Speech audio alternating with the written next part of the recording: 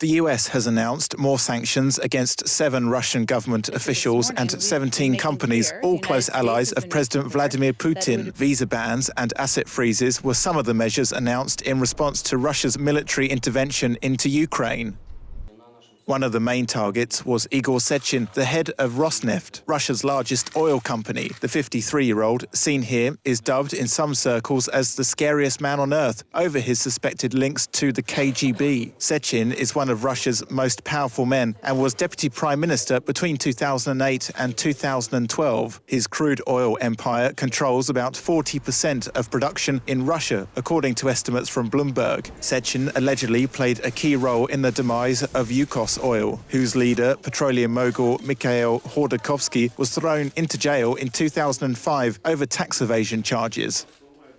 Dmitry Kozak, seen here speaking during a winter 2014 Olympic ceremony, is another of those targeted. He's been a deputy prime minister since 2008 and has often been the forefront of major projects in a number of different roles. His current task involves overseeing the economic development of Ukraine's Crimean Peninsula after Russia annexed it in a widely condemned sham referendum in March, according to Radio Liberty.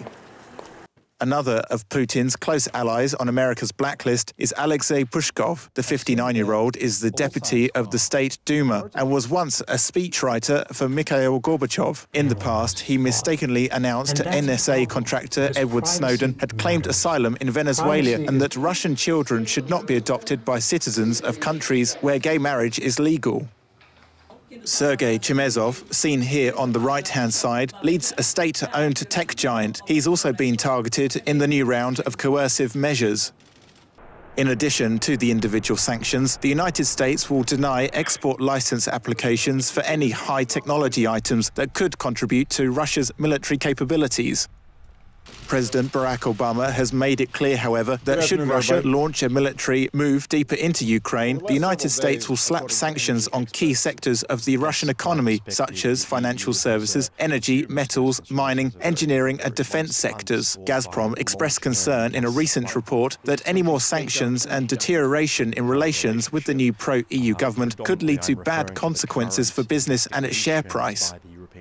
President Putin is said to have belittled the recent sanctions. However, some have argued the measures could be being used as a new method of so-called financial warfare. The US drip-feeding sanctions on Russia has been described as the financial equivalent of leprosy, discouraging financial institutions from touching the targeted entity, according to Forbes magazine. The article about how sanctions will destroy Putin argues that the penalties not only apply to individuals but to companies they own and control, and because the list is incremental, nobody knows who will be blacklisted next if Putin continues on his course of military incursion. Long-standing relationships and agreements between business leaders are now under threat. Russian corporations have already been forced to cancel initial public offerings, which could lead to capital flight, a fall in the Russian ruble, and higher consumer prices. And all of this is not good for Putin's popularity.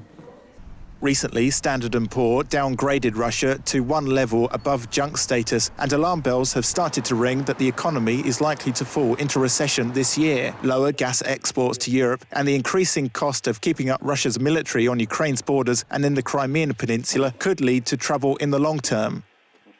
On top of the US sanctions, the EU also named 15 individuals over their involvement in threatening the territorial integrity of Ukraine. Moscow responded by accusing the EU of being under the thumb of Washington. But as Forbes magazine argues, as strange as it may seem, Vladimir Putin, the bare-chested, horse-riding, tiger-hunting man, is about to be taken down by a bunch of accountants.